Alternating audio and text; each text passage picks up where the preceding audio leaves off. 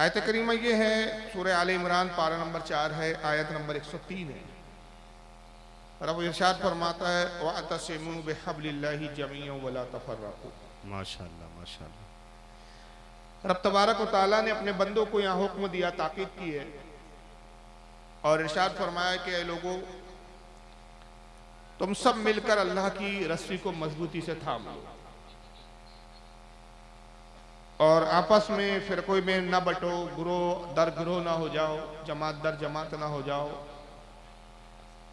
Group और ग्रुपों में ना बढ़ जाओ। इत्तेहाद को कायम रखो,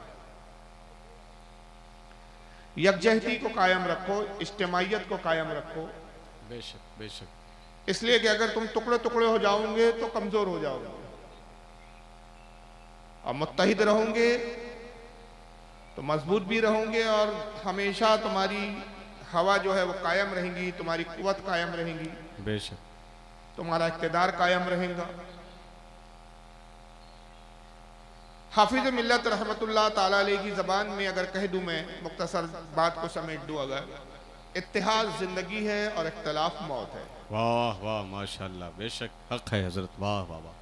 जिस कौम में इत्तेहाद होता है वो कौमें भी जिंदा होती है, उनके अफकार जिंदा होते हैं, उनके नज़रियात जिंदा होते हैं, उनकी तालीमात जिंदा होती है, उनका माशरा जिंदा होता है, उनकी सोसाइटी जिंदा होती है, उनकी तहजीब और तमद्दुन जिंदा होते हैं। और जिस कौम में इंतशार फैल जाए, इख्तलाफात हो जाए, वो कौमें कमज़ोर हो जाती है, फना हो जाती है, हलाक हो जाती है, तबाह हो जाती है। एक घर में अगर इत्तेहाद हो तो घर में बरकतें होती है, घर में इख्तलाफ हो जाए घर तबाह हो जाते हैं। मोहल्ले में इत्तेफाक हो, मोहल्ले में बरकरार रहते हैं, बरकतें होती है। मोहल्ले में इत्तेफाक और ना इत्तेफाकियाँ हो जाए, मोहल्ले तबाह हो जाते हैं। तो इत्तेहाद एक बहुत बड़ी नेमत है और इख्तलाफ एक बहुत ही बड़ी बेबरकती की बात है, या एक तरह से एक अज़ाब है कौमों पर। पिछली कौमों में ये अज़ाबात आए, पिछली कौमों में ये चीजें वाक़ई हुई कि वो ग्रोह दर ग्रोह हुए, फिरकों में बटे। जैसा कि अल्लाह के रसूल सल्लल्लाहु अलैहि वसल्लम की मशहूर हदीस पाक है, और इतनी मशहूर हदीस है कि इसको एक दो नहीं बल्कि तकरीबन 344 के करीब मुहद्दिसीन ने अपनी किताबों में इस हदीस को नकल किया है। माशाअल्लाह माशाअल्लाह। 344 मुहद्दिसीन इसको अपनी किताबों में लिखी है, कोई छोटी बात नहीं। बेशक बेशक। इस हदीस पर उम्मत का इजमा है, हद तवातुर को यह हदीस पहुंची हुई है, हत्ता कि 18 अजिल्ले सहाबा इकराम है जो इस हदीस की रिवायत करने वाले। क्या बात है, वाह। और जामे तिरमिजी से लेकर सिहाह सित्ता की किताबों और उसके अलावा जितनी भी किताबें, हत्ता कि तसव्वुफ की किताबों में भी हदीसों का जिक्र है।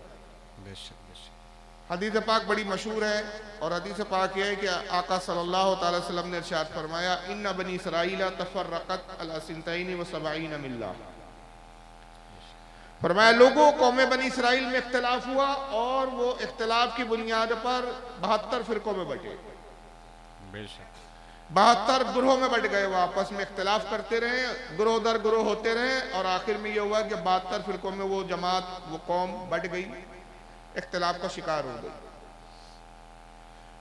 वतफ्तरिकु उम्मती अला सलासीन व सबईन मिल्ला, और मेरी उम्मत में भी इख्तलाफ होगा। बेशक। रब ने ताकीद की है, वअतसिमू बिहब्लिल्लाहि जमीअन वला तफर्रकू। अल्लाह की रस्सी को मजबूती से थामो, इख्तलाफ में मत पड़ो, ताकीद है। जैसे कि कहा नमाज पढ़ो, अब ये अलग बात है कि कौम नहीं पढ़ती है, जो पढ़ेंगे वो फला पाएंगे, जो नहीं पढ़ेंगे वो तबाह हो जाएंगे। बेशक हक है। अल्लाह ने फरमाया रमजान के रोजे रखो, बहुत से लोग रोजे नहीं रखते, जो रखते हैं वो फला पाएंगे, जो नहीं रखते हैं वो अजाब झेलेंगे। तो हुक्म और ताकीद बहुत सारे कामों पर है।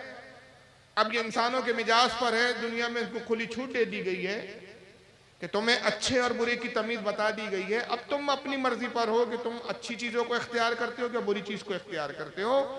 हम यहाँ तुम्हें रोकेंगे नहीं, टोकेंगे नहीं, तुम्हें खुली आजादी है, छूट है, यहाँ जो चाहो करो, लेकिन एक यौम आखिरत है, मालिक यौमिद्दीन। बेशक बेशक। वो यौम दीन का, आखिरत के दिन का मालिक है, इंसाफ के दिन का मालिक है। जब हम इंसाफ करेंगे तो जर्रा बराबर भी तुमने अगर नेकी की उसका अजर देंगे, और जर्रा बराबर भी अगर कोई गलती और गुनाह लेकर आए तो उसका अजाब देंगे। हक है। वाह वाह वाह वाह। तो हुक्म है कि फिरकों में ना बटो, मगर आका कहते हैं कि इस हुक्म के बावजूद उम्मतें नाफरमानी करेंगी और मेरी उम्मत 73 फिरकों में बटेंगी। वह तफ्तरिकु उम्मती अला सलासीन व सबाईन मिल्ला। बनी इसराइल 72 फिरकों में बटे थे, लेकिन मेरी उम्मत उनसे एक कदम आगे बढ़ जाएगी। हक है हजरत। वाह। वो 73 फिरकों में बटेंगे। कुल्लुहुम फिन्नार, सब के सब जहन्नम में जाएंगे। इल्ला मिल्लतन वाहिदा, सिर्फ एक जमात होंगी जो जन्नत में जाएंगी। अब आका ने यह भी पेशन गोई फरमा दी, और याद रखिए रसूलुल्लाह सल्लल्लाहु अलैहि वसल्लम की पेशन गोई हरफ आखिर है। हुजूर की पेशन गोई को बस यूं समझ ले, मैं एक जुमले में बात अदा करके आगे बढ़ जाऊं कि पत्थर पे खुदी हुई तहरीरों को मिटाया जा सकता है, लेकिन मुस्तफ़ा की कही भी बात को लौटाया नहीं जा सकता। वाह माशाल्लाह। नारे तकबीर, नारे रिसालत, अज़मत औलिया कॉन्फ्रेंस, मसलके आला हजरत, मजहब इस्लाम, पैगंबर इस्लाम हजरत अल्लामा फारूक खान साहब क़िबला रज़वी। वाह वाह वाह। तो मैं अर्ज कर रहा हूं, फिरके तो होंगे, अब उसको कोई रोक नहीं सकता, इसलिए कि नबी की जबान से निकल गया कि मेरी उम्मत में होंगे। तो साहबा ने जान लिया कि जब हुजूर ने कहा होंगे, तब इस चीज को रोका नहीं जा सकता। बेशक बेशक। इसलिए कि वो दहन जिसकी हर बात वही है खुदा, उसकी नाफिज हुकूमत पे लाखों सलाम। वाह सुभान अल्लाह सुभान कि अल्लाह। मुस्तफा जो माशाल्लाह। भी कहते हैं अल्लाह के हुक्म से कहते हैं, क्या बात है हजरत। वाह वाह वाह। अपनी मर्जी से कुछ कहते ही नहीं। हक है हक है। तो मुस्तफा की बात ना लौट सकती है, ना खुदा की बात लौट सकती है। बेशक ला तब्दीला ले कलिमातिल्लाह, बेशक। अल्लाह के कलमात बदलते नहीं है। तो आका ने कहा मेरी उम्मत पे 73 फिरके होंगे, 72 जहन्नम में जाएंगे। साहबा ने देख लिया कि अब इन 72 को जन्नती नहीं बनाया जा सकता। बेशक बेशक। जब नबी ने कह दिया कि 72 फिरके जहन्नम में जाएंगे,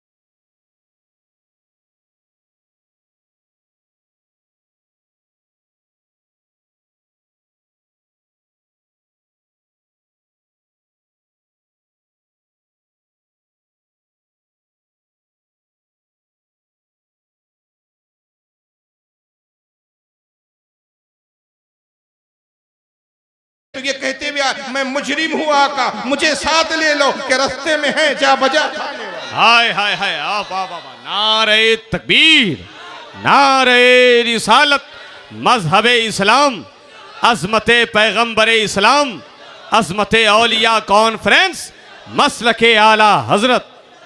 हमारे इन नौजवानों को आपको पैसा नहीं चाहिए, प्रॉपर्टी नहीं चाहिए, सिर्फ इतनी हमदर्दी है कि आप हमारे दीनी भाई है, कई गुमराहों के हाथ ना चढ़ जाओ, बेशक बेशक, कई जहन्नमियों में से ना हो जाओ, कई 72 में तुम्हारा शुमार ना हो जाओ। इसलिए कि बड़ी मुश्किल पनघट है, बड़ी मुश्किल रहा है कि 72 की भीड़ में एक हक को पहचानना। हाय हाय हाय।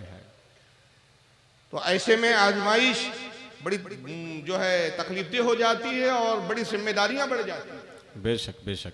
तो हमें जिंदगी इस तरह नहीं गुजारना है कि बस पैदा हो गए, सुबह खाया, रात में खाया, सुबह गए, जो कुछ खाया था खारिज कर दिया, सो गए, पैसा कमा लिया, जिंदगी तमाम।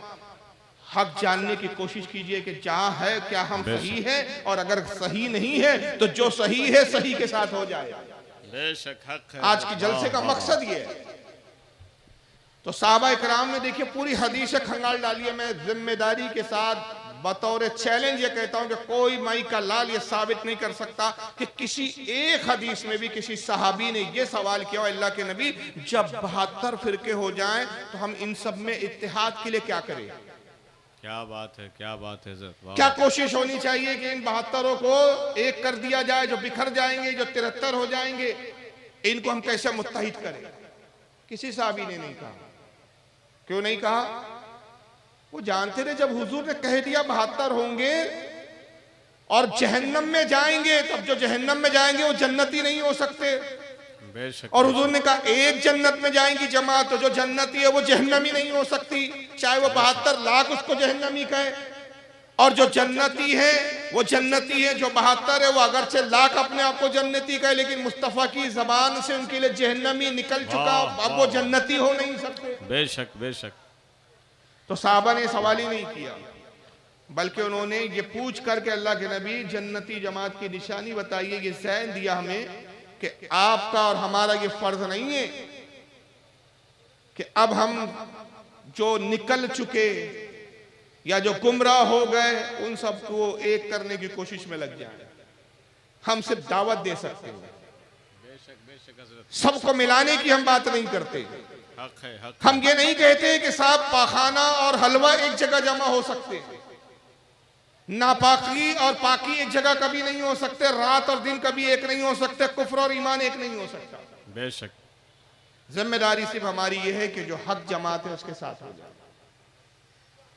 लेकिन बहरहाल हुआ ये कि रसूलुल्लाह की पेशनगोई के मुताबिक फिरके बने बाद में, बहुत से फिरके बने। अगर एक एक फिरके के बारे में मैं गुफ्तगू करूं, ये रात बहुत छोटी है, कई रातें लग जाएंगी। एक नुसैरी फिरका हुआ सहाबा के जमाने में, दावा किया अली खुदा है, खुद मौला अली ने उनसे जंग की, कत्ल किया हजरत अली। वो कत्ल हो गए, लेकिन उन्होंने अपने अकीदे से तौबा नहीं की, कहा कि आप खुदा है, आपकी मर्जी, आप हमें मार डाले, लेकिन हम तो यही कहेंगे कि आप खुदा है। फिर एक फिरका ऐसा आया, उसका नाम हुआ खारजी, उसने कहा अली तुम काफिर हो, माज़अल्लाह, तुम तो मुसलमान ही नहीं हो। एक ने इतना बढ़ाया कि खुदा बना दिया, एक ने इतना घटा दिया कि माज़अल्लाह मुसलमान भी नहीं समझा। कदरी फिरका आया जिन्होंने तकदीर का इनकार किया। मुर्जिया फिरका आया जिन्होंने कहा कि गुनाह कोई नुकसान नहीं पहुंचा सकते, ईमान ले आओ एक बार, फिर चाहे जितने गुनाह कर लो कोई फर्क नहीं पड़ता, जन्नत रखी है तुम्हारे लिए। बेशक बेशक। मुर्जिया फिरके के बाद और भी बहुत सारे, शिया फिरका आया, शियों में भी फिर बहुत सारे फिरके हुए, असनाशरी हुआ, इस्माइली हुए, दाऊदी हुए, खोजे हुए, दुनिया भर के फिरके बनते रहे, कुछ खत्म हो गए, कुछ बाकी है। बेशक हज़रत। अब इन बाकी रहने वालों में जो फिरके आज अपने नाम के साथ, अपनी शनाख्त के साथ जो मौजूद है, उसमें एक शिया फिरका है, बेशक। देवबंदी फिरका है, अहले हदीस है, खोजा है, नेचरी है, चकड़ालवी है, और इस तरह के दो चार और नाम जो ज़हन में नहीं है, तलाश करेंगे मिल जाएंगे। उसमें एक हम अहले सुन्नत भी है। सबकी दावे है कि हम जन्नती हैं, हर फिरका कह रहा है हम जन्नती हैं, आप जहन्नमी हैं। परखें कैसे, जाने कैसे, समझे कैसे? बेशक। तो जाहिर सी बात है कि परखने का उसूल वही है जो रसूलुल्लाह ने दिया कि जिसका अकीदा मेरे और मेरे सहाबा के अकीदे के मुताबिक होगा वही जन्नत। वाह माशाल्लाह, सुभान अल्लाह, सुभान अल्लाह। अब एक शिया फिरके का एक अकीदा बता रहा हूँ, ऐसे बेशुमार अकीदे हैं जो इस्लाम के खिलाफ और इस्लाम की तालीम से बिल्कुल मुतजाद और मुखालिफ है। मसलन शियाओं का बदतरीन अकीदा क्या है पता है आपको? आप क्या शिया नहीं होंगे, लेकिन इस वक्त हिंदुस्तान में ये फिरका बड़ा अपने उरूज पर है। बेशक बेशक। शहरों में, बड़े इलाकों में ये बड़ी कोशिशें कर रहा है कि अपने नापाक अकीदों को कौम के अंदर रासिख कर दे। बेशक। शियाओं का एक बदतरीन अकीदा ये है कि रसूलुल्लाह का जैसे ही इंतकाल हुआ जितने सहाबा थे सब माज़अल्लाह इस्लाम से फिर गए। 6 सहाबी थे जो इस्लाम पर रहे, बाकी सब मुर्तद हो गए, काफिर हो गए। अस्तगफुरुल्लाह। उन्होंने पूरी सहाबा की जमात को काफिर कह दिया। एक अकीदा उनका ये नऊजुबिल्लाह मिन ज़ालिक के खिलाफत के पहले हकदार हजरत अली थे। अबू बकर ने खिलाफत को गज़ब किया और अपनी खिलाफत को बचाने के लिए उन्होंने माज़अल्लाह अहले बैत पर जुल्म के, यहाँ तक के कि नबी की बेटी हजरत फातिमा को भी कत्ल उन्होंने ही करवाया। अस्तगफुरुल्लाह, अस्तगफुरुल्लाह। और हजरत फातिमा को जिसने कत्ल किया वो कहते माज़अल्लाह हजरत उमर थे। ये बड़े बड़े जलील कद्र सहाबा पे तोहमतें बांधी, सहाबा की तौहीन की और अहले बैत की मोहब्बत में इतना गुलू किया नऊजुबिल्लाह मिन ज़ालिक की, यहाँ तक कि अहले बैत ने खुदा का तस्वुर कायम कर लिया इन्होंने अहले बैत के बारे में। और इन्हीं बदतरीन अकायद में बहुत सारे अकीदे उनके। एक रिजत का अकीदा है। रिजत का अकीदा ये माज़अल्लाह कहते जब इमाम मेहदी आएंगे तो हजरत अली भी दोबारा जिंदा होकर आएंगे, हजरत फातिमा भी दोबारा जिंदा होकर आएंगी, इमाम हसन, इमाम हुसैन, सारे जितने उनके इमाम मानते सबके सब दोबारा जिंदा होकर आएंगे। और ये सारे अकायद उनकी किताबों में मौजूद हैं, उनके उलमाए बयान भी करते हैं। लेकिन एक बदतरीन अकीदा यह है कि जब हजरत अबू बकर खलीफा हुए तो उन्होंने सबसे पहला काम यह किया, ये उनका इल्जाम है माज़अल्लाह, कि उन्होंने कुरान को बदल दिया। और जो कुरान इस वक्त हमारे हाथों में है ये तहरीफ शुदा कुरान है, ये असल कुरान नहीं है जैसा नबी पे और मुस्तफ़ा सल्लल्लाहु अलैहि वसल्लम पर नाजिल हुआ था। यहाँ तक के कि इनकी बड़ी बड़ी किताबों में लिखा है, चाहे उसूल काफी ले लें आप शियाओं की, मल्ला यदुल फकीन की किताब है वो ले लें, ये शायद किताबें भी पहली बार नाम सुन रहे होंगे, ये सारी किताबें हमारे पास मौजूद है। हक़्क़ुल यकीन ले लें उनकी, या उनकी किताब जो है आप हयातुल कुलूब ले लें, ये सारी कई किताबें हैं। नासिकुत तवारीख है,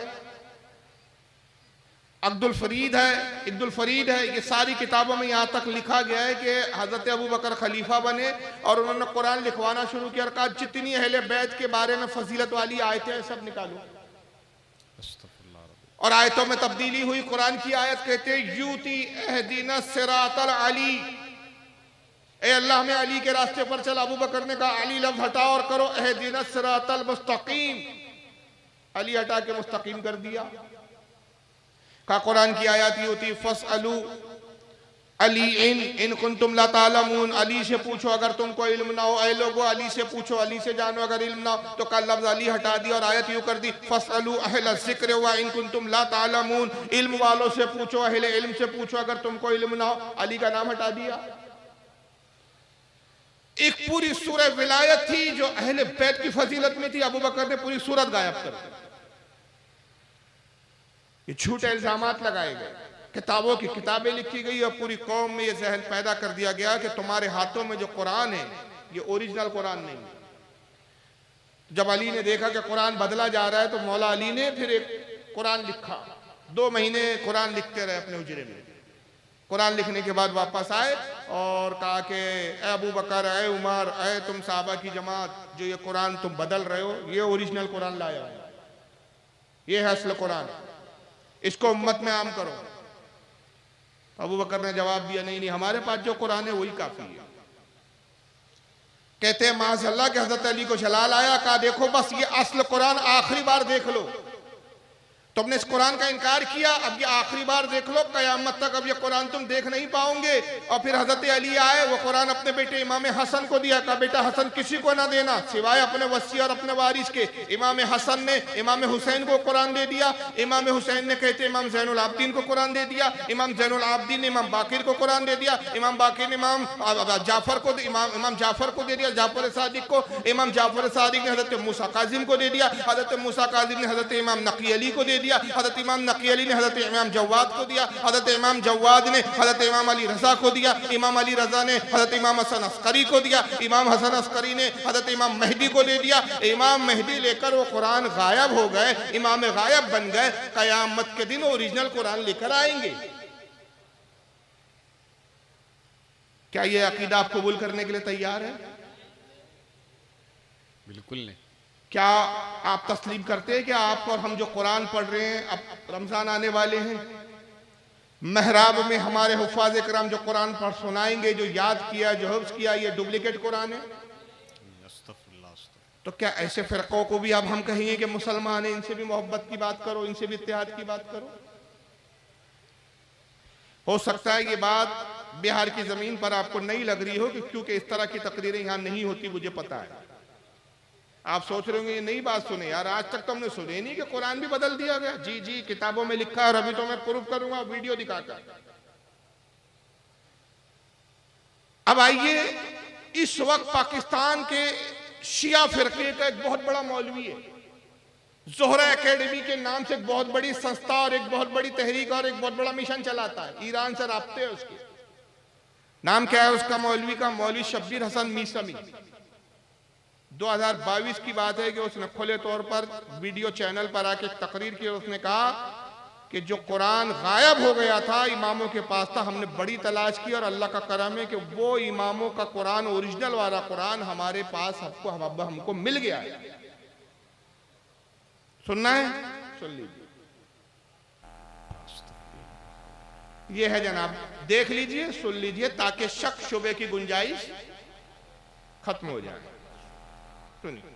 अल्हम्दुलिल्लाह अल्हम्दुलिल्लाह, अल्लाह ताला ने ज़हरा एकेडमी को ये तौफीक अता फरमाया, मेरे उस्ताद हज़रत आयतुल्लाह सैयद हुसैन मुर्तज़ा नक़वी साहब को ये हिम्मत दी कि कुरान मजीद के हाथ से लिखे हुए 4 इमामों के नुस्खे उन्होंने तलाश किए हैं और उन पर रिसर्च की है, और आहिस्ता आहिस्ता हमने इसकी सर्टिफिकेशन जो है वो ब्रिटिश म्यूजियम लाइब्रेरी से ली है कि ये कागज जो है उसी जमाने का है जो जमाना अमीरुल मोमिनीन सलाम का था।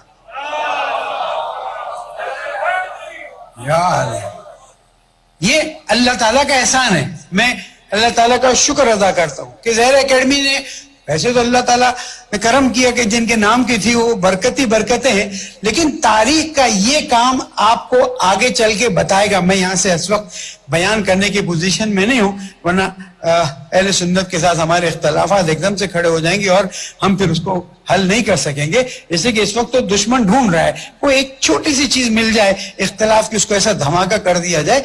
लेकिन जब पूरे 4 नुस्खे सर्टिफाई हो जाएंगे, उनके अंदर जो चीजें मिसिंग नजर आ रही हैं उनको हम सर्टिफाई कर लेंगे, तो आपके सामने वो पेश किया जाएगा और आप उसकी ज़ियारत भी करेंगे, दीदार भी करेंगे, और इंशाअल्लाह तारीख इस बात को लिखेगी कि जहां इनकलाब इस्लामी की बरकत से तशय्यो को इतनी इज्जत मिली, वहां तशय्यो ने ओरिजिनल कुरान मजीद को ढूंढ निकाला और अवाम को वापस दे दिया। समझ रहे हैं आप? 4 नुस्खे मिले हैं इनको इमामों के हाथ के लिखे हुए, और इनकी बदबख्ती देखो, इन्होंने खुद बता दिया कि हमारा रिश्ता किससे है, चेक कराने के लिए कि ये उस दौर का है या नहीं, ये वो कागज है या नहीं, ये ओरिजिनल है या नहीं, चेक कराने किसको ली दिया इन्होंने? ब्रिटिश म्यूजियम लाइब्रेरी को, अंग्रेजों को दिया। अब अंग्रेज बताएंगे कि आपका कुरान ओरिजिनल है या नहीं। अंदाजा लगाइए ताल्लुक कहां से है, जुड़े हुए कहां से रिश्ते हैं। हमारे उलमा यूं ही नहीं कह देते कि अहले सुन्नत के अलावा जितने फिरके कहीं ना कहीं बिके हुए हैं, बेशक, किसी ना किसी के एजेंट बने हुए हैं। बेशक। अब यहां पे 2 प्रॉब्लम है।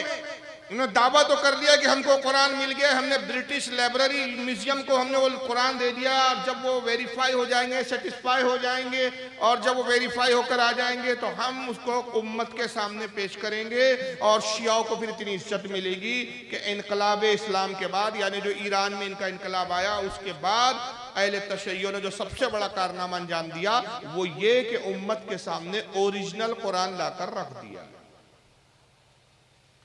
तो आप और हम जो अभी कुरान पढ़ रहे हैं बकौल इनके अकीदे के मुताबिक वो ओरिजिनल नहीं है, डुप्लीकेट है। मगर अगर ये डुप्लीकेट होता तो कुरान तो खुद दावा करता है ज़ालिकल किताबु ला रैब फीह, ये वो बुलंद रुतबा किताब जिसमें कोई शक की जगह नहीं। ये कुरान तो वो है कि जिसके बारे में कुरान खुद चैलेंज और दावा करता है व इन कुंतुम फी रैबिम मिम्मा नज़्ज़लना अला अब्दिना फ़अतू बिसूरतिम मिन मिस्ली। ऐ लोगों, अगर तुम्हें इसके जो हमने अपने खास बंदे मोहम्मद पर नाजिल किया अल्लाह की तरफ से होने में तुम्हें शक हो तो इसके जैसी एक सूरत तो बना ले आओ। बेशक। फ़इन लम तफ़अलू वलन तफ़अलू, और हम पहले से ही फरमा देते तुम हरगिज़ ना ला सकोगे, और जब ना ला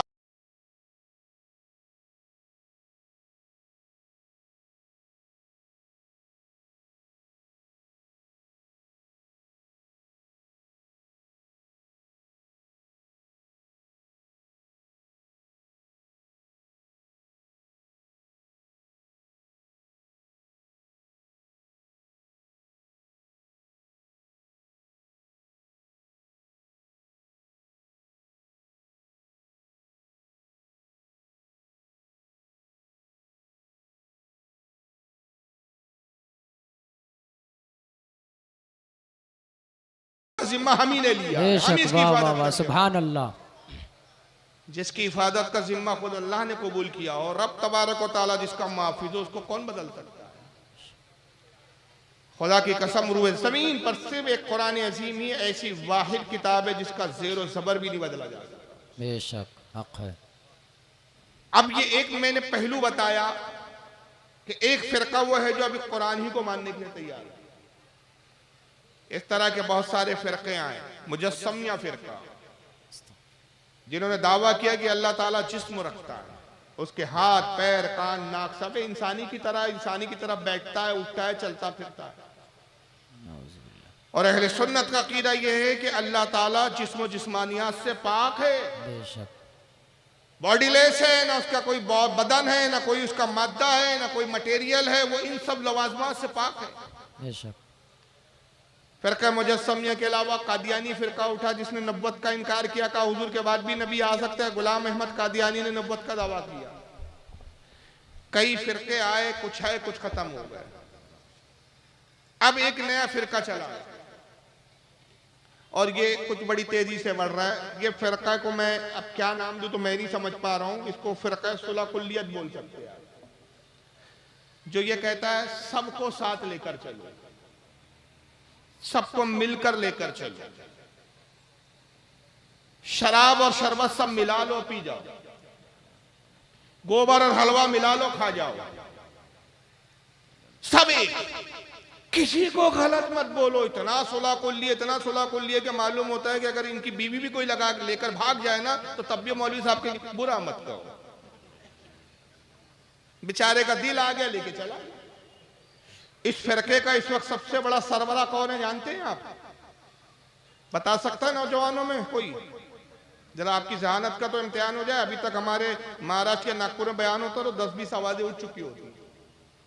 इस फिरके का जो सुलह कुल्ली फिरके को प्रमोट कर रहा है, जो इस तरह की बातें करता है, लोग उसकी भोली भाली अवाम उसकी चिपड़ी चोपड़ी बातों में आ जाती है। जानते हैं इसका सरबरा इस फिरके का कौन है अभी सबसे बड़ा? तारिक जमील। माशाल्लाह, सही पहचाना बच्चे ने। आइए जरा तारिक जमील साहब को सुन लीजिए क्या कहते हैं।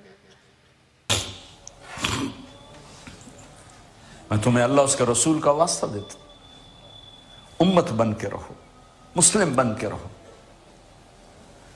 कोई गुंजाइश नहीं। अपने अपने अकीदे पर पक्के रहो, दूसरे के लिए गुंजाइश रखो। अपने अपने अकीदे पर पक्के रहो, दूसरे के लिए गुंजाइश रखो। क्या कह रहे हैं तारिक जमील साहब? अल्लाह का वास्ता दे, उम्मत बन, एक बन के रहो। भाई एक वहां वो बन के रहे जो अहले ईमान है, समझ रहे ना, जो अहले ईमान है उनके लिए कहा जाएगा। लेकिन ये कहते नहीं, अपने अपने अकीदे पर पक्के रहो, एक दूसरे के लिए गुंजाइश रखो। अब अगर तुम ये मानते हो कि कुरान डुप्लीकेट है, तुम अपने अकीदे पे रहो, हम मानते हैं ये ओरिजिनल है, तुम अपने अकीदे पे रहो, लेकिन एक दूसरे के लिए गुंजाइश रखो। अब किसी का अकीदा ये हो कि अल्लाह का जिस्म है, बॉडी है, हाथ पैर है, हाँ तुम अपने अकीदे पे रहो, हम नहीं बॉडी मानते, हम अपने अकीदे, लेकिन एक दूसरे से मोहब्बत प्यार होनी चाहिए, आपस में रिश्तेदारियां होनी चाहिए, शादी ब्याह होते रहनी चाहिए, रोजी रोटी चलते रहनी चाहिए, बिरयानी की दावतें होती रहनी चाहिए। अपने अपने अकीदे पे रहो, एक दूसरे के लिए गुंजाइश रखो। किसी का अकीदा ये हो माज़अल्लाह के नया नबी आ सकता है, वो हुजूर के अलावा किसी और गुलाम अहमद कादियानी नाम के शख्स को नबी मान ले, तारिक जमील साहब कहते एक दूसरे के लिए गुंजाइश रखो। ज्यादा लंबी बात नहीं करनी, एक छोटा सा जवाब है इसका, और जवाब के साथ एक चैलेंज है कि तारिक जमील या उसका कोई चाहने वाला, चैलेंज है, क्या ये साबित कर सकता है कि कुरान अज़ीम में और हदीस रसूल में एक हदीस या कुरान में एक आयत ऐसी है जिसमें अल्लाह ने कहा हो कि सब मिलजुल कर रहो और एक दूसरे के लिए गुंजाइश रखो? कोई माइक हलाल दिखा दे और जिस दिन दिखा दे मैं उसकी गुलामी करने के लिए तैयार हूं, वाह वाह वाह, सुभान उसकी गुलामी ताजिंदगी करूंगा। वाह, एक आयत कोई ऐसी दिखा दे, या रसूल अल्लाह, जिंदाबाद जिंदाबाद, आला हजरत आला हजरत, अल्लाहु अकबर, या रसूल अल्लाह। एक आयत कुरान में कोई ऐसी दिखा सकता है कि अल्लाह ने कहा नहीं नहीं सब मिलजुल के रहो, गुंजाइश रखो? कुरान तो हमें यह कहते हुए नजर आता है, पारा नंबर 1 सूरह बकरा आयत नंबर 42, अल्लाह इरशाद फरमा रहा है, कोई मौलाना नहीं कह रहा है, अल्लाह का कलाम है, अल्लाह का इरशाद है, और पारा नंबर 1 में है, सूरह बकरा है, आयत नंबर 42 है, रब फरमाता है वला तलबिसुल हक्का बिल बातिली व तक्तुमुल हक्का व अंतुम ला तालमून। अल्लाह फरमाता है ऐ लोगो, हक और बातिल को आपस में ना मिलाओ। वाह वाह, सुभान अल्लाह, बेशक हक और बातिल को आपस में ना मिलाओ, और जानते बूझते हक को ना छुपाओ। जानने के बावजूद हक छुपाते हो, मक्कारियां करते हो, धोखे देते हो कौम को, ये रब फरमा रहा है। एक दूसरे मकाम पे फिर इरशाद होता है, पारा नंबर 28 सूरह हश्र और आयत नंबर 20, रब फरमाता है ला यस्तवी अस्हाबुन नारी व अस्हाबुल जन्ना अस्हाबुल जन्नति हुमुल फाइजून। अल्लाह फरमाता है ऐ लोगों, क्या जहन्नम वाले और जन्नत वाले बराबर बराबर हो जाएंगे? नहीं। ये पूछ रहा है अपने बंदों से, बंदो बताओ क्या जहन्नम वाले और जन्नत वाले बराबर बराबर हो जाएंगे? हरगिज़ बराबर नहीं हो सकते। जो जन्नत वाले हैं वही कामयाबी को पहुंचे। बेशक रब तो कह रहा है कि जहन्नमी जन्नती बराबर नहीं हो सकते। रब तो कह रहा है हक और बातिल का ना मिलाओ। तारिक जमील कहते हैं अपने अपने अकीदे पे रहो, एक दूसरे के लिए गुंजाइश रखो। नाम है तबलीगी जमात, 40 दिन में यही सिखा रहे हैं। हमारे पास ना उतना वक्त है, ना हमारे पास इतना हौसला है कि हम 40 दिन में इस तरह की मक्कारियां सिखाए। हम तो एक जलसा लेते हैं और डंकी की चोट पर हक बयान करते हैं। वाह सुभान अल्लाह। तुम्हारी 40 दिन की मक्कारियां तुम्हें मुबारक हो और हमारे एक दिन की हक गोई का जलसा हमें मुबारक। वाह सुभान अल्लाह। 40 दिन में मक्कारियां कर करके ये सिखाया जाता है। बेशक। और एक अजीब बात है, एक तरफ ये कहते हैं गुंजाइश रखो, लेकिन मैंने देखा है कि जैसे 40 दिन का चिल्ला काट के कोई आता है, गुंजाइश कुछ नहीं रहती। आने के बाद 40 दिन का चिल्ला करके आने के बाद सबसे पहला फतवा अपने माँ बाप पर लगाता है। घर में इख्तलाफ शुरू, मुफ्ती आजम बनकर आ जाता है वो। अब पहला फतवा, अब्बाजान अजमेर जाना जायज नहीं, शिरक है। अब्बाजान 11वीं मनाना जायज नहीं, बिदअत है। अब्बाजान मिलाद मनाना दुरुस्त नहीं। बेटा तुम तो 40 दिन उस जमात में गए थे जिसका बानी, जिसका सरबरा, जिसका अमीर ये दिन रात राग अलापता रहता है कि एक दूसरे के लिए गुंजाइश रखो, एक दूसरे का एहतराम करो, अपने अपने अकीदे पे रहो। तो बेटा तेरा अकीदा बदल कैसे गया? अपने अकीदे पे तू राय क्यों नहीं पाया? बदल के कैसे आ गया? तो पता चला कि मुनाफिक की पहचान ही यही होती है कि मुंह पर कुछ होता है, अंदर कुछ होता है। अब आइए एक और कुरान की आयत सुन लीजिए, पारा नंबर है 10। अब बस यही है, बस इख्तिताम कर दिया कुरान ने, सारे रिश्ते बता दिए। रिश्तेदारी की बुनियाद पे बोलते हो ना, मिलजुल के रहो। चचा है कैसे छोड़े, अब्बा है कैसे छोड़े, चचा है, दादा है, नाना है, भाई है, कैसे छोड़े। पारा नंबर 10 जाओ कुरान देख लो, किसी का भी तर्जुमा देख लो। मैं कहता हूं मत देखो हालत का, इन्हीं मरदूदों का देखो। तो तर्जुमा तो यही है, इसको तो नहीं बदल पाएगी। पारा नंबर 10 सूरह तौबा आयत नंबर 23 रब फरमाता है, या अय्युहल्लज़ीना आमनू ला तत्तखिज़ू आबाअकुम व इख़वानकुम औलिया इन इस्तहब्बुल कुफ्र अलल ईमान व मन यतवल्लहुम मिनकुम फउलाइका हुमुज़ ज़ालिमून। अल्लाह फरमाता है, ऐ ईमान वालों, खिताब ईमान वालों से, बेईमानों से नहीं है। अगर तुम ईमान वाले हो, ईमान लाए हो, तो अल्लाह कहता है या अय्युहल्लज़ीना आमनू, ऐ ईमान वालों, अपने बाप को, अपनी औलाद को, अपने भाइयों को दोस्त ना समझो अगर वो ईमान के मुकाबले में कुफ्र को पसंद करे। बेशक बेशक बेशक। वो कहे कि कुफ्र भी ठीक, ईमान भी ठीक, दोनों को मिलाने की बात करे तो अल्लाह फरमाता है फिर बाप को बाप मत समझो, औलाद को औलाद मत समझो, भाई को भाई मत समझो। और अगर तुमने किया वमन यतवल्लहुम मिनकुम, अगर तुमने आपस में इत्तेहाद किया, उनसे मोहब्बतें रखी, रिश्ते कायम रखे, तो फाउलाइका हुमुज़ ज़ालिमून, तो तुम भी फिर जालिमों में से हो। वाह बेशक, उन्हीं के साथ जाऊंगे। ये कुरान के फैसले हैं। मगर तारिक जमील कुरान नहीं सुनाता, एक आयत नहीं पढ़ेगा कभी वो कि वो एक आयत से बताए कि अल्लाह ने कहा मिलजुल कर रहा हो, एक दूसरे के लिए गुंजाइश रखो, बल्कि कैसे इमोशनल ब्लैकमेल करता है वो। आइए कि उसकी दूसरी क्लिप देख लीजिए, उसका दर्द आपके समझ में आएगा कि बेचारा दर्द के मारे कितना तड़प रहा है, कितना परेशान है वो। सुनिए। और ये सूख सूख करके खींचता ही रहता है कम बखत। अल्लाह ने लानत यही बरसा दी उसके ऊपर। सूख सूख, खाने को नहीं मिलता, पीने को नहीं मिलता, क्या मालूम सेमड़ा बकरा, हमारे यहाँ बोकुड़ बकरा बोलते हैं उसको, जो सू सू सू करता रहता है। सुन लीजिए। वो तुम्हें फिरकों में बांट कर गए थे, ये उम्मत बना, वो तुम्हें फिरकों में बांट कर गए थे, ये उम्मत बना कर गए थे। क्यों इस नादान खेल में अपनी जिंदगी बर्बाद करते हो? क्यों नहीं मुसलमान बन के रहते हो? इस उम्मत में इख्तिलाफ शुरू से है, हमेशा रहेगा। यहां तक ना जाओ कि एक दूसरे पर कुफ्र के फतवा। जन्नत में कौन जाएगा? सुन्नियों ने कहा वहाबी काफिर, वहाबियों ने कहा सुन्नी काफिर, बरेलियों ने कहा देवबंदी काफिर, देवबंदियों ने कहा बरेलवी काफिर, शिया ने कहा सुन्नी काफिर, सुन्नी ने कहा शिया काफिर। जन्नत में कौन जाएगा? जन्नत में कौन जाएगा? इसलिए किसी को कुछ मत बोलो। कोई कहे डुप्लीकेट कुरान है, नहीं नहीं, जन्नत में जाना है, अपने साथ चलना है भाई। तेरे को गलत नहीं बोल सकते, काफिर नहीं बोल सकते।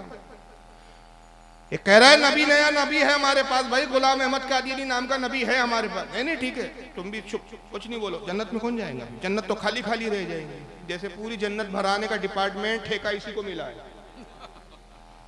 मैं कसम खा के कहता हूं कि इंशाअल्लाह हर सुन्नी तो जन्नत में जाएगा, ये मनुष्य तो जन्नत में नहीं जाएगा। बेशक हक है, बेशक। और इसको इस बात की फिक्र है कि जन्नत में कौन जाएगा। तो मैं कहता हूं तुझे जन्नत में कौन जाएगा इसकी फिक्र करने की जरूरत नहीं। जन्नत अल्लाह ने जिसको हिबा कर दी, जन्नत जिसको दे दिया, जन्नत का जिसको मालिक बना दिया, उसने बता दिया कि 72 जहन्नम में जाएंगे, एक जन्नत में जाएगा। इसको अलादत ने कहा तुझसे और जन्नत से क्या मतलब? वहां भी दूर हो, हम रसूलुल्लाह के, जन्नत रसूलुल्लाह।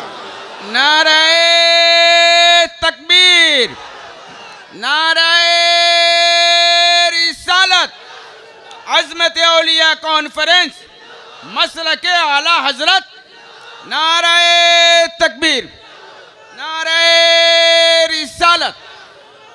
रब ने जिसको जन्नत का मालिक बना दिया, उसने सुना दिया कि कौन जन्नत में जाएगा, कौन नहीं जाएगा। बेशक। बड़ी तादाद है जो जहन्नम में जाएंगी, जन्नत में नहीं जाएंगी। तो कर जन्नत में कौन जाएगा? शियाओं ने सुन्नी को काफिर कहा, सुन्नियों ने शिया को काफिर कहा। अरे मनु तुझे तब भी समझ में ना आया कि सुन्नी तो मोमिन है, अब जो उनको काफिर कहे वो तब भी खुद काफिर हुआ कि कुफ्र लौटा। बेशक बेशक बेशक। शियाओं ने अकीदा रखा माज़अल्लाह तमाम सहाबा काफिर, तो तब भी हुए काफिर, तो खुद अपने कौल से भी काफिर, हमें काफिर कहकर भी काफिर, तो कुफ्र दर कुफ्र हुआ, तो जन्नत में तो उनके जाने का सवाल ही पैदा नहीं होता। बेशक। अब तुम हो कौन बेटा, तुम्हारी औकात क्या है कि तुम जन्नत में ले जाओगे?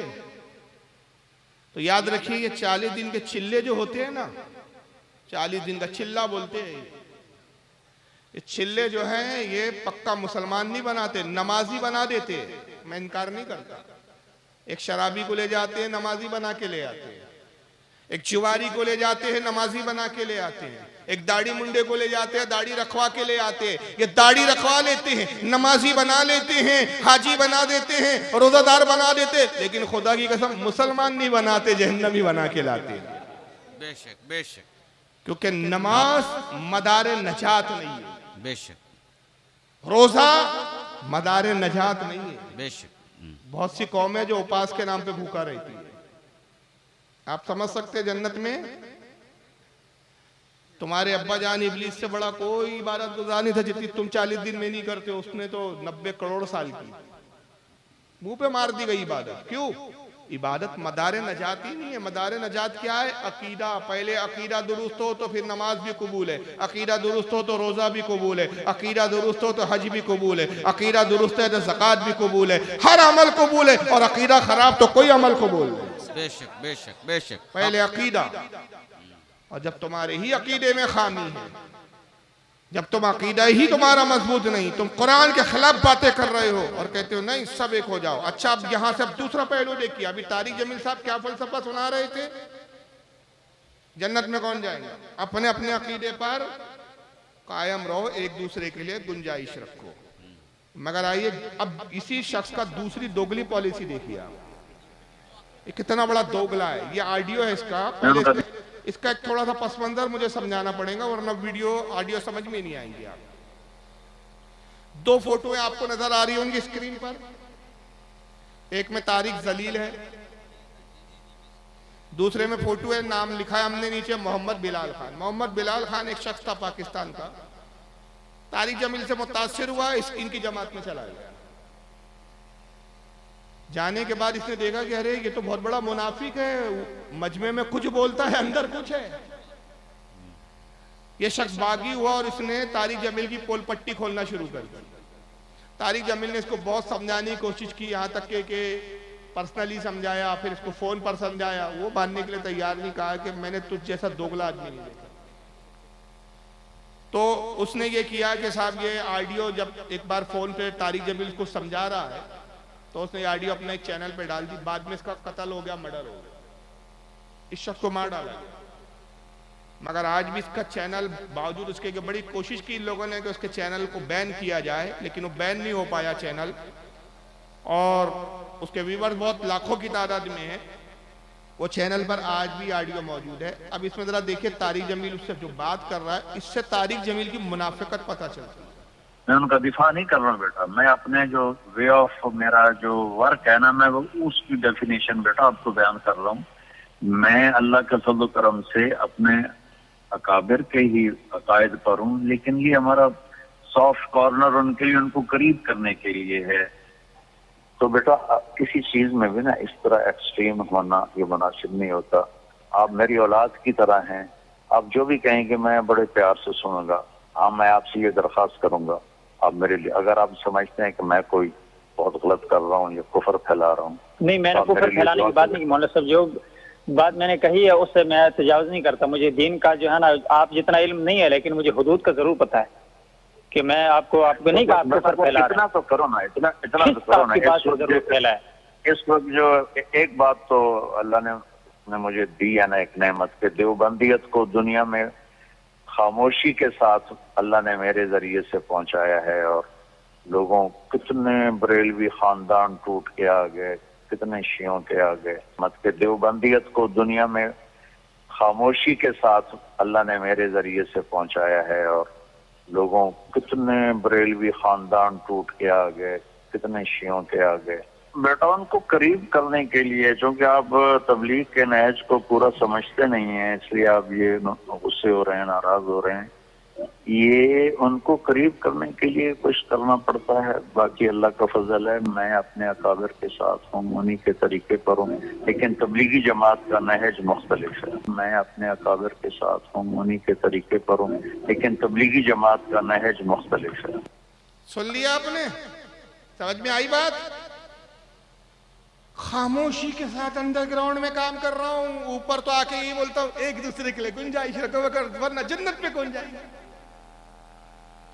और अंडरग्राउंड में मैंने क्या किया है, कितने बरेलियों को तोड़ तोड़ के मैंने देवबंदी बना दिया, कितने शियाओं को बना दिया है। मैं अपने अकाबिर के अकीदे पर हूं, अपने वहाबी मौलियों के फतवे पे अमल करता हूं, उन्हीं के साथ।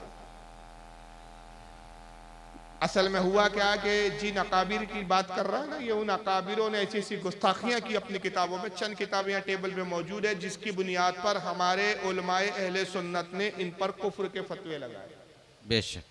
और मैं आज आपसे सवाल करता हूँ, अकीदा मैं बयान करता हूँ, आप फैसला करें कि ये अकीदा कुफ्र है या नहीं, ये इस्लाम से खारिज है या नहीं। मौलवी अशरफ अली थानवी ने किताब लिखी, किताब का नाम था हिफ्जुल ईमान, और उसमें लिखा रसूल को जो अल्लाह ने इल्म गैब दिया, इसमें हुजूर का क्या कमाल। जैसा इल्म हुजूर को है ऐसा इल्म तो जानवरों, पागलों को, कुत्ते, बिल्ली, सुअर को भी है। अस्तगफिरुल्लाह रब्बी मिन कुल्ली। ये इबारत की उसका मफहूम बता रहा हूं। मुझे बताओ, नबी के इल्म को जानवरों के इल्म से तशबीह देने वाला मुसलमान हो सकता है? नहीं, हरगिज़ नहीं। और यही बात अगर हम ये कहें कि जैसा इल्म मौलवी अशरफ अली थानवी को है ऐसा इल्म तो कुत्ते को भी है, सुअर को भी है, तो क्या ये कबूल कर लेंगे? कहेंगे नहीं नहीं, हमारे मौलाना की गुस्ताखी हो गई साहब, हमारे अल्लामा साहब तो शेखुल हदीस है, मुफ्ती आजम है हमारे मौलवी साहब। तो ये अपने मौलवी की तौहीन बर्दाश्त नहीं करते, लेकिन रसूल की तौहीन जरूर करते। कासिम नानवी ने किताब लिखी तहज़ुरुन नास, उसमें लिखा कि हुजूर सल्लल्लाहु अलैहि वसल्लम खातमुन नबीन नहीं है। खातमुन नबीन का मायने ये नहीं है कि हुजूर सिर्फ आखिरी जमाने में आए इसलिए खातमुन नबीन है। आप मर्तबे के एतबार से खातमुन नबीन है। हुजूर के बाद भी नया नबी आ सकता है, पैदा हो सकता है, मगर ये कि जो नया नबी होगा वो लेवल में, मर्तबे में हुजूर के बराबर नहीं होगा, लेकिन नबी तो होगा। अस्तगफिरुल्लाह। जबकि इस्लाम का अकीदा है कि हुजूर सल्लल्लाहु अलैहि वसल्लम के बाद न कोई छोटा नबी आएगा, न बड़ा नबी आएगा, न बराबर का नबी आएगा, न जिल्ली नबी आएगा, न अक्सी नबी आएगा, किसी तरह का कोई नबी आना ही नहीं है। जनाब ईसा भी आएंगे तो उम्मती बनकर आएंगे, बहैसियत नबी के नहीं आएंगे, इसलिए कि कुरान ने फैसला सुना दिया, मा काना मुहम्मदुन अबा अहदिन मिन रिजालिकुम वलाकिन रसूलुल्लाहि व खातमुन नबीयीन। अल्लाह फरमाता है मोहम्मद तुम्हारे मर्दों में से किसी के बाप नहीं है, बल्कि अल्लाह के रसूल है और नबियों में सबसे आखिर। बेशक, हक। जमाने के एतबार से भी आखिर, मरातिब के एतबार से भी आखिर, हर एतबार से खातमुन नबीन है। अब हुजूर के बाद कोई नबी नहीं आ सकता, और आका ने खुद फरमा दिया ला नबी आबादी, मेरे बाद कोई नबी नहीं आ सकता। अगर मेरे बाद कोई नबी होता तो वो उमर इब्न खत्ताब हो सकता था, ला नबी आबादी, लेकिन मेरे बाद कोई नबी नहीं। बेशक, हक। मुझे बताइयो, आज पूरी दुनिया के मुसलमान मिल जाए तो एक सहाबी के बराबर नहीं हो सकते। बेशक, हक। जब उमर इब्न खत्ताब सहाबी होकर नबी नहीं हो सकते, आज गैर सहाबी होकर कौन सा फटीचर है जो नबी बन जाएगा? यही अकल नहीं थी कासिम साहब को। खलील अहमद अम्बेठी ने अल-बराहिनुल कातिया लिखी, कहा हुजूर से ज्यादा इल्म तो शैतान को है। शैतान का इल्म नस से साबित है, कुरान और हदीस से साबित है, नबी का इल्म कुरान और हदीस से साबित नहीं। उसी किताब अल-बराहिनुल कातिया में लिखा कि उर्दू जबान हुजूर सल्लल्लाहु अलैहि वसल्लम हमारे देवबंद के मदरसे आकर हमारे उलमा से सीख कर गए। अस्तगफिरुल्लाह। क्या ये तौहीन नहीं है, गुस्ताखियां नहीं है? मौलवी रशीद अहमद गंगोही ने लिखा कि अल्लाह ताला झूठ बोल सकता है, और क्यों ना बोले, इन अल्लाह अला कुल्ली शैइन कदीर, वो हर चीज पर कादिर है, तो झूठ बोलने पर भी कादिर है। ये वो बातिल अकायद और बातिल किताबें थी जिसकी बुनियाद पर हमारे उलमा ने इन पर कुफ्र के फतवे लगाए। और जब अवाम ने इन अकीदों को सुना, हमारे उलमा इन अकीदों को बयान करने लगे, तो कौम इनसे मुतनफ़िर हुई, दूर होने लगी कि ये मुसलमान नहीं हो सकते। तो अब इन्होंने अपनी जमात और अपना जहन्नम बढ़ाने के लिए क्या तरीका अपनाया? तबलीगी जमात बनाई। तारिक जमील जैसे बेहुदा और मक्कार और मुनाफिक किस्म के लोगों को छोड़ दिया गया, जो आज अल्लाह ने उनकी जबान से कहलवा दिया कि मैंने देवबंदियत का ही अकीदा प्रमोट किया है, देवबंदियत के ही अकीदे को फैलाया है, मगर कैसे? हिकमत के साथ, खामोशी के साथ, अंदर ग्राउंड में। ऊपर तो चिपड़ी चोपड़ी बातें करता रहा, लेकिन जो अंदर आए उनको देवबंदी बना और वही काम में लगा हुआ। मगर इतने हकायक के बाद भी, इतने हकायक देखने के बाद भी अफसोस होता है कि लोग मानने के लिए तैयार नहीं।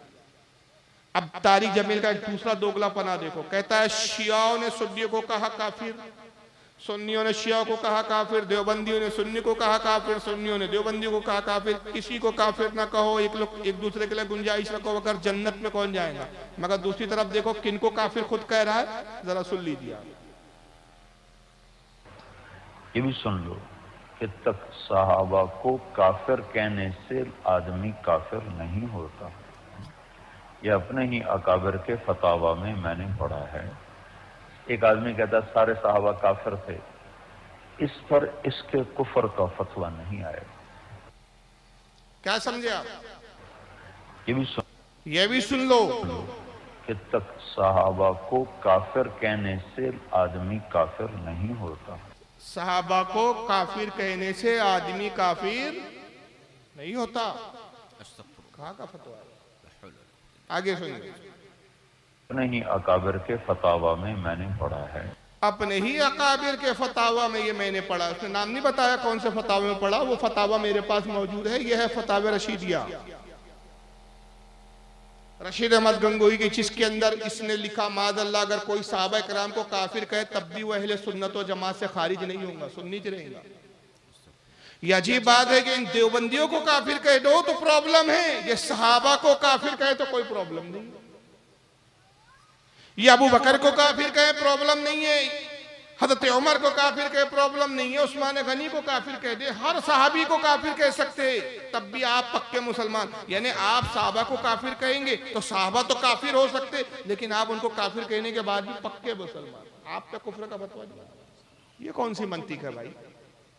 इस खबीज को मालूम नहीं है कि इसने पढ़ा नहीं है, अपने अकाबिर का फतवा पढ़ा, ये नहीं पढ़ा अल्लाह के रसूल का फतवा। कि आका ने कहा एक पल्ले में अगर मेरी तमाम उम्मत का ईमान रख दिया जाए और दूसरे पल्ले में मेरे अबू बकर सिद्दीक का ईमान रख दिया जाए तो सिद्दीक का ईमान तमाम उम्मत के ईमान पर वजनी और भारी है। क्या इस मरदूद ने ये नहीं पढ़ा कि हुजूर सल्लल्लाहु अलैहि वसल्लम ने फरमाया कि जितने आसमान के तारे हैं उससे ज्यादा नेकियां मेरे उमर की नेकियां हैं। वाह, बेशक। मेरे बाद कोई नबी होता तो उमर होता। बेशक। ऐसे जलील कद्र सहाबा, अली वो मौला अली जिनके बारे में हुजूर ने कहा अली को देखना इबादत है, अली कुल्ले ईमान है। बेशक। अली क्या है? कुल्ले ईमान, खुद अली ही एक ईमान है। आप इन सबको काफिर बोलते जाएं। अब अगर कोई कहे कि उन्होंने सहाबा कहा, यार सहाबा में आप अबू बकर इन्हीं का जिक्र कर रहे हो, उन्होंने तो आम सहाबी की बात की है। हालांकि उसने मुतलकन कहा तो उसमें अबू बकर भी आ गए, हजरत उमर भी आ गए, हजरत उस्मान गनी भी आ गए, मौला अली भी आ गए। मगर अगर आम साहबी की भी बात करता है खबीस, तो इसके बारे में क्या इसने रसूल की हदीस नहीं सुनी कि मेरे आका ने फरमाया कि अगर तुम में से कोई गैर सहाबी ओहद पहाड़ के बराबर सोना अल्लाह की राह में खैरात कर दे और मेरा एक अदना सहाबी एक मुट्ठी, एक मद, एक मुद यानी एक पैमाना होता या एक मुट्ठी जौ अल्लाह की राह में दे दे, तो दर्जे और मकाम में तुम मेरे सहाबी के बराबर नहीं हो सकते। बेशक, हाँ, बेशक। ओहद पहाड़ के बराबर तो अव्वल सोना ही नहीं हो सकता किसी के पास, लेकिन कितना मुबालगा किया अपने सहाबा की अज़मत बताने के। लेकिन बहरहाल ये एक अजीब कौम है। मैं बताना ये चाहता हूं और दिखाना ये चाहता हूं कि हमारे जो इन लोगों से इख्तिलाफात है, उन इख्तिलाफात की जो बुनियादी वजह है वो है अकीदे का इख्तिलाफ। इनकी नमाजों से हमारा कोई इख्तिलाफ नहीं है, याद रखिए, इनकी नमाजों से हमें कोई लेना देना नहीं है। हम इनकी तबलीग पे नहीं इख्तिलाफ करते। और आइए अब इख्तिलाफ का कहां का सिलसिला बढ़ता है, ये किस तरह ले जाना चाहते हैं। ये कहने के बाद भी आप ये कहेंगे कि अपने अपने अकीदे पे कायम रहो, सब मिलजुल कर रहो, इनको कोई गलत ना बोलो। ये अभी लेटेस्ट वीडियो जरा सुन लीजिए इन साहब को, शक्लें भी देखो तो ऐसा लगता है कल रात ख्वाब में इब्लीस को देखा, सारी सूरत जनाब की सी थी। कौन है ये जानते हैं ना आप? हाँ, अरशद मदनी अभी हाल ही का बयान है, आपने शायद पता नहीं, हाँ इंटरनेट पे तो आता ही है, चैनलों पे तो बहुत चला। सुनिए जनाब क्या कहते हैं। इस मुल्क की तारीख ये है कि अल्लाह ने, ओम ने इसी धरती के ऊपर मनु को उतारा है। मनु यानी आदम को उतारा है। उनकी बीवी हम हव्वा कहते हैं, वो हमवती कहते हैं, उसको उतारा है। हम उसी के वही हमारे पूर्वज हैं, सबके पूर्वज हैं, नबियों के पूर्वज हैं, रसूलों के पूर्वज हैं, हिंदुओं के पूर्वज हैं, मुसलमानों के पूर्वज हैं, ईसाइयों के, सारी दुनिया के हमने उनके कदमों के ऊपर सर रखा हुआ है। मनु के कदमों में सर रखा है चचा जाते। बुढ़ापे पर रहम खा बुड्ढे, अपने मरने का टाइम आ गया, तौबा कर, सुन्नी हो जा, आज ले उनकी पनाह, आज मदद मांग उनसे, फिर ना मानेंगे कयामत में अगर मांगे। सुभान अल्लाह, सुभान अल्लाह, बेशक, बहुत उम्दा, वाह वाह वाह वाह। इस उम्र में नबी का पे दुरूद पढ़ने की बजाय, नबी की तारीफ करने की बजाय मनु की तारीफ कर रहा है, जिसके वजूद का भी हमें कुछ पता। हमें खैर दूसरों के मजहब से कोई लेना देना नहीं, उनके अपने एतकादात है, उनके अपने नजरियात है। लकुम दीनुकुम वलिय दीन, उनका दीन उनके साथ है, हमारा दीन हमारे साथ है। बेशक, हमारा अपना दीन है, हमारी अपनी तालीमात है, हमारे अपने पैगंबर है, हमारी अपनी किताब है। और वो भी कहते हैं भाई हमारी अपनी किताब है, हमारे अपने रहनुमा है।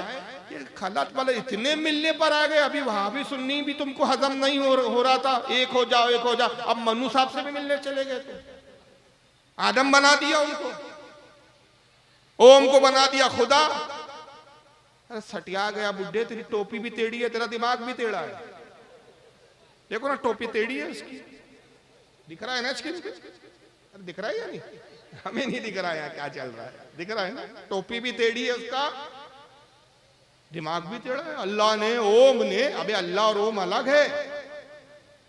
ओम ने और अल्लाह ने मनु को पैदा किया, जिसको हम आदम कहते। अच्छा यहीं तक नहीं रुके, चलो आदम मनु तक। एक और जमयतुल उलमा के सदर है, इन चचा जान को सुन लीजिए।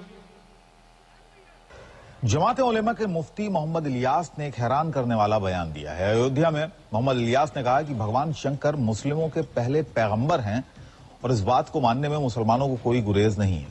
जमात उलेमा 27 फरवरी को बलरामपुर में कौमी एकता का कार्यक्रम करने जा रहा है और इसी एकता का देख रहे हैं कितना चस्का पड़ा हुआ है। एकता के चक्कर में ये अपने नाजायज बाप को भी बाप बोलने लग जाते हैं। कितना चस्का एकता का, शंकर को बोलने लग गए भैया आदम है मानने में। जमात उलेमा 27 फरवरी को बलरामपुर में कौमी एकता का कार्यक्रम करने जा रहा है और इसी कार्यक्रम में अयोध्या के साधु संतों को भी आमंत्रित करने के लिए एक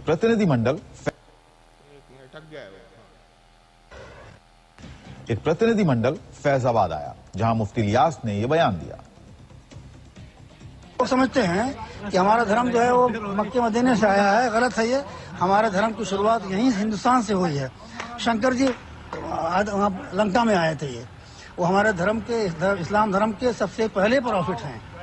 वो हिंदुस्तान में आए थे। ये हमारा जन्मभूमि भी है, हमारा धर्म भूमि भी है, इसलिए हमको उससे प्यार है। सारे जहाँ से अच्छा है दोस्ता हमारा, हर मानव जो है हमारा भाई है। शंकर और पार्वती भेदभाव दूर हो, शंकर और पार्वती, हाँ शंकर जी हमारे बाप हैं, शंकर कहिए, चाहे उनको आदम कहिए, चाहे मनु कहिए, लेकिन एक वास्तविकता है और इसको दृढ़ विश्वास से कहा जा सकता है। इस पर शब्दों में कह रहा हूँ मैं कि इसमें कोई शंका नहीं है और कोई शंका नहीं कर सकता है कि एक नर और नारी से मानव मात्र को ईश्वर ने पैदा किया है।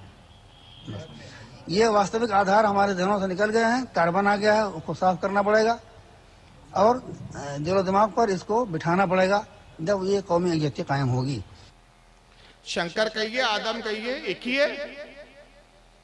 वहशत में हर नक्शा उल्टा नजर आता है, मजनू नजर आती है, लैला नजर आता है। ये वहशत ज़दा कौम है। ये वो कौम है जिनके बारे में कहा गालिब ने कि बकराहू जुनून में न जाने क्या क्या, कुछ ना समझे खुदा करे कोई। ये वो कौम है। कार्बन आ गया है। हाँ बेटा, तुम पे तो बहुत पहले 150 साल पहले कार्बन आ गया। वो तो हुस्सामुल हरमैन ने बता दिया कि कितना कार्बन चढ़ा हुआ है तुम्हारे ऊपर। बेशक कार्बन आ गया है, उसको दूर करना पड़ेगा। शंकर हमारे पहले प्रॉफिट है। आपने आज तक किसी आलिम की जबान से सुना शंकर अलैहिस्सलाम? नहीं भाई, प्रॉफिट है तो अलैहिस्सलाम बोलो ना फिर। कभी किसी किताब में देखा, कुरान में कहीं जिक्र पड़ा, कोई हदीस में आया शंकर अलैहिस्सलाम फरमाते हैं? ये आज के नमूने। हमारा धर्म मक्का मदीने वाला नहीं है। बिल्कुल सही कहा तुमने, अहले सुन्नत का धर्म मक्का मदीने वाला है। वाह वाह वाह वाह, तुमने खुद ही फैसला कर दिया। बेशक हमारा धर्म मक्का मदीने वाला नहीं है, यहीं से आया। हम भी तो यही कह रहे हैं, उन्हीं की औलादे हो तो। अभी तक बाप को छोड़ नहीं रहे हो तो। हमने तो छोड़ दिया, गरीब नवाज के हाथों पर ईमान लाए और कुरान के फैसले के मुताबिक कि जो कुफ्र को अपने माँ बाप के कुफ्र होने के बाद भी पसंद करे, वो उन्हीं में से हमने छोड़ दिया। तुम नहीं छोड़ पा रहे। फिर जनाब एक आखिरी में बड़ी मजेदार बात बोली, उस पर एक बात खत्म कर रहा हूं। इसके बाद वो कहता है कि भेदभाव दूर हो, शंकर हमारे बाप है, पार्वती हमारी अम्मी है, गणपति हमारे भाई है। ये पूरी फैमिली है इनकी। समझ रहे? किस फैमिली के फर्द है आपको समझ में आ रहा है ना? शंकर इनके अब्बा जान है। बोल रहा है, खुद ही बोला, मैं थोड़ी कह रहा हूं भाई। अब जाहिर है शंकर इनके अब्बा है तो पार्वती कौन हुई? अम्मी हुई ना। अब फिर पार्वती और शंकर के बेटे कौन है? गणपति जी है, तो गणपति जी इनके बड़े भाई हुए। अब बाकी भी फिर रिश्तेदार है, सब रिश्तेदार मौजूद है। लेकिन नहीं साहब, अल्लाह का करम है, हम तो नबी वाले हैं, नबी के घर वाले हैं। बेशक बेशक बेशक। हमें तो सैयदा फातिमा मुबारक, मौला अली मुबारक, हसन हुसैन मुबारक, हमें नबी का घर चाहिए, तुम किसी और का घर ले लो। बेशक बेशक। अब मुझे बताइए, वो लोग जो थेवरियां चला रहे हैं, सब मिलजुल के रहो, किसी को बुरा मत बोलो। ये कौन सा मजहब ले आए हो यार, जहाँ शंकर भी अलैहिस्सलाम है, जब मनु भी अलैहिस्सलाम है, सब एक हो जाओ, सब एक हो जाओ। कौन सा धर्म? कुछ समझ में नहीं आ रहा है। अब जरा इन साहब को सुन लो, ये भी कुछ कम नहीं है, इनको सुन। इसीलिए वेद अगर खुदा की किताब थी, उस वक्त के लिए थी, उन लोग के लिए थी। आज हमें मानना चाहिए आखिरी किताब कुरान मजीद। इसी तरीके से एक शख्स ने मुझसे पूछा था, क्या मान सकते हैं कि श्री राम और श्री कृष्ण खुदा के भेजे हुए पैगंबर है? कुरान में आता है सूरह फातिर सूरा नंबर 35 आयत नंबर 24 में कि अल्लाह ने हर कौम के पास एक पैगंबर भेजा है। नाम से सिर्फ 25 पैगंबरों का जिक्र है कुरान में। तो अगर कोई शख्स मुझसे पूछता है कि श्री कृष्ण या श्री राम क्या पैगंबर हो सकते हैं खुदा के, तो मैं ये कह सकता हूं क्योंकि उनका नाम कुरान में मौजूद नहीं है, हो भी सकते हैं, नहीं भी हो सकते हैं। कैसे कैसे जाहिल इसीलिए कैसे कैसे जाहिल है दुनिया में। टाई लगा लिए तो लोगों ने पढ़ा लिखा समझ लिया। इसलिए मैं कहता हूं किसी गधे को टाई पहना दो तो पढ़ा लिखा नहीं बन जाता। कपड़ों से कोई पढ़ा लिखा नहीं होता। शेख सादी फरमाते, आदमी जब तक बोलता नहीं है ऐब हुनर खुलते नहीं है। जब बोलता है तभी पता चलता है। मुंह खोला समझ में आ गया, एक नंबर का जाहिल है। कहता है कुरान में 25 पैगंबर के नाम है। कितने पैगंबर के नाम है? तो जो 25 नाम है उसमें राम नाम है क्या? कुरान ने राम को पैगंबर कहा? फिर वही सवाल उठा रहा हूं कि आज तक किसी आलिम, किसी इमाम की किसी हदीस में, किसी कुरान की आयत में आपने राम अलैहिस्सलाम लफ्ज सुना?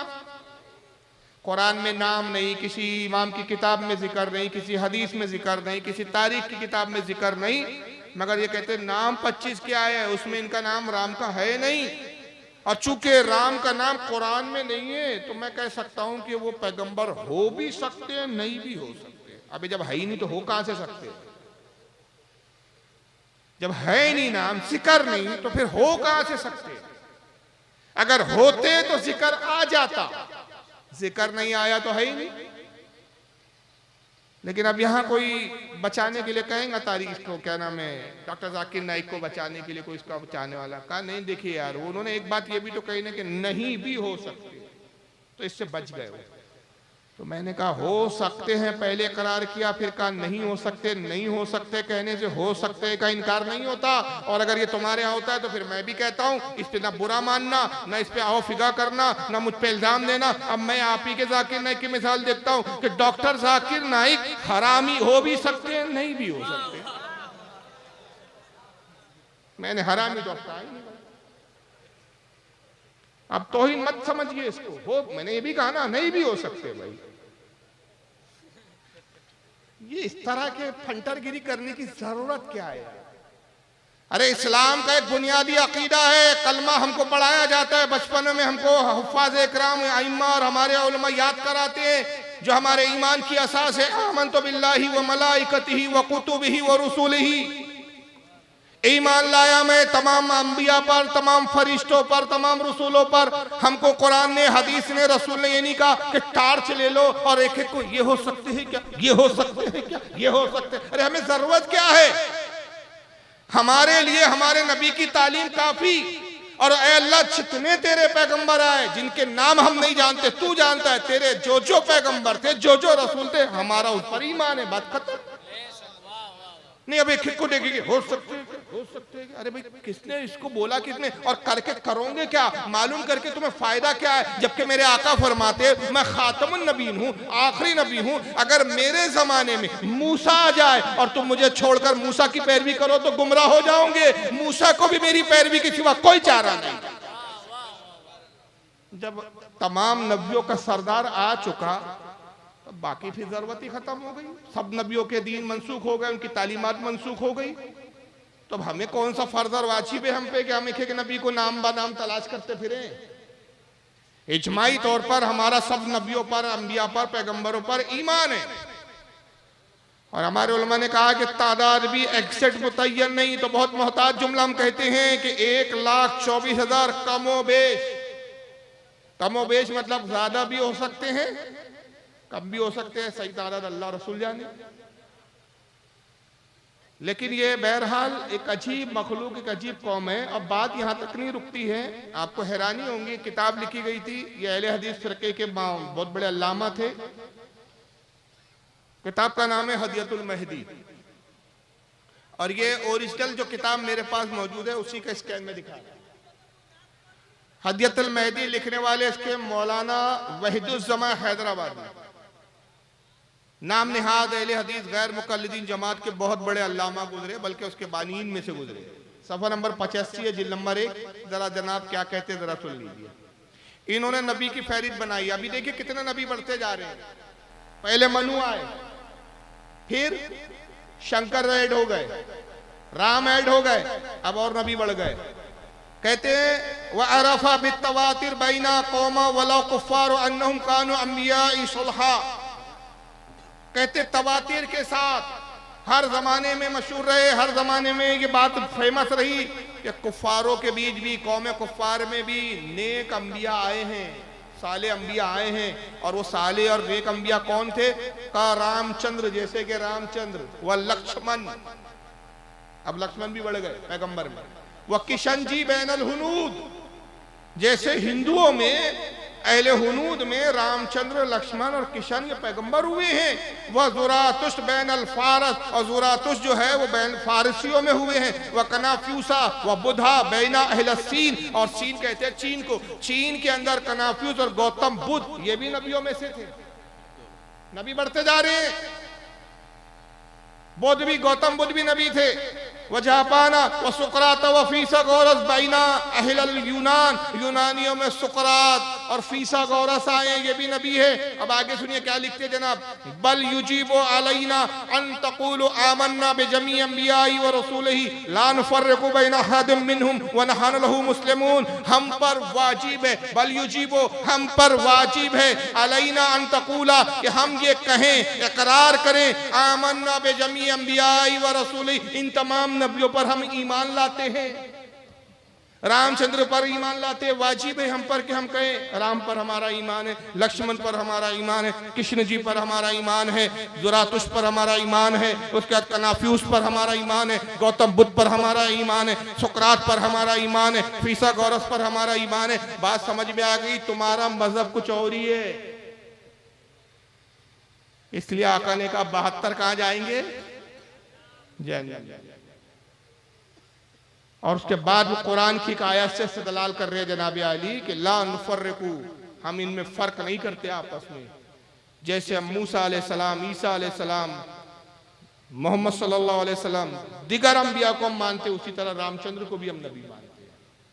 जैसे इन तमाम अंबिया पर हम ईमान लाते, वैसे कृष्ण पर भी हम ईमान लाते, लक्ष्मण पर भी हम ईमान लाते हैं। ला नुफर्रिकू बैना अहदिम मिनहुम, इनमें आपस में हम किसी में कोई फर्क नहीं करते। व नहनु लहू मुस्लिमून, और हम कहते हैं कि हम मुसलमान हैं। अबे कहां मुसलमान हो? तो बहरहाल ये बात देखते चल रहे हैं। मैंने हदीस के ज़िम्ने में गुफ्तगू शुरू की थी और गुफ्तगू शुरू करते करते मैं इस नतीजे पर आया, यहाँ तक ले आया हूँ आपको कि आप ये भी देखते जाइए कि इनसे हमारे इख्तलाफात की बुनियादी वजूहात क्या है। इनके पैगंबर भी अलग है, इनके उसूल और ज़ाब्ते भी अलग है, और इनके नज़दीक अल्लाह की भी वैल्यू क्या है ज़रा सुन लीजिए। ये मौलवी साहब है हिंदुस्तान के, अभी संभल करके एक इलाका यूपी का, जानते होंगे आप, मुरादाबाद के करीब। आवाज में थोड़ा ज्यादा इको है। नाम देखो क्या है, मौलवी अब्दुल मोमिन, काम काफिर जैसे, और नाम मोमिन रखा हुआ है। क्या कहता है जरा सुनिए। आवाज थोड़ी गूंजती भी है, इको में बहुत, लेकिन बाद में मैं इसके जुमले दोहराऊंगा तो आप समझेंगे क्या बोला है इसमें। सुनिए। शराबी तो उसके अलावा कोई और नहीं बुलाता, जिनाकारों को उसके अलावा कोई और आवाज नहीं देता। वो आसमान अव्वल पर आता है अपनी शान के मुताबिक, और रोजाना आता है और अपने बंदों से कहता है मेरे बंदे जुमे के दिन शाम का वक्त मेरे मग़फ़िरत के लिए खास कर दिया है, उस मौके पर मांग लेना। अगर इस मौके पर भूल जाऊं तो अगले हफ्ते मांग लेना, इस मौके पर भी भूल जाऊं तो अगले हफ्ते मांग लेना। अगर ऐसा भी ना हो, रात में तहज्जुद के मौके पर मैं बड़ा करीब आ जाता हूं और मैं खुद आवाज लगाता हूं, हल मिन मुस्तग़फ़िर, है कोई जो अपने करतूत का हमसे माफी का लेने वाला हो और हमसे अपने गुनाहों की माफी कराने वाला हो। क्या कहा इन्होंने शायद समझ में नहीं आया, आवाज गूंज रही थी, मैं सुनाता हूं, फिर दोबारा सुनाऊंगा तो आप समझ जाएंगे। शराबी को उसके अलावा कोई नहीं बुलाता, इसके अलावा अल्लाह। जानी को उसके अलावा कोई आवाज नहीं देता, वो रोजाना आसमान अव्वल पर आता है और आवाज लगाता है, ऐ मेरे बंदो, जुमे का दिन मैंने शाम का वक्त, जुमे का दिन मग़फ़िरत के लिए खास कर दिया है। कौन सा दिन खास है मग़फ़िरत के लिए? जुमे का दिन। टाइमिंग क्या है? शाम का। गोया ये अल्लाह नहीं है, एक ऑफिसर है, नेम प्लेट लगी हुई है, ऑफिस के बाहर मिलने का समय, जुमे का दिन, शाम का वक्त। अब यहीं तक नहीं, ताबिल निकाल लेगा कोई कि भाई वो मकबूलियत का वक्त बोलना चाह रहे, लेकिन आगे देखिए बकवास क्या किया है। अल्लाह फरमाता है कि मेरे बंदो, जुमे का दिन, शाम का वक्त मैंने मग़फ़िरत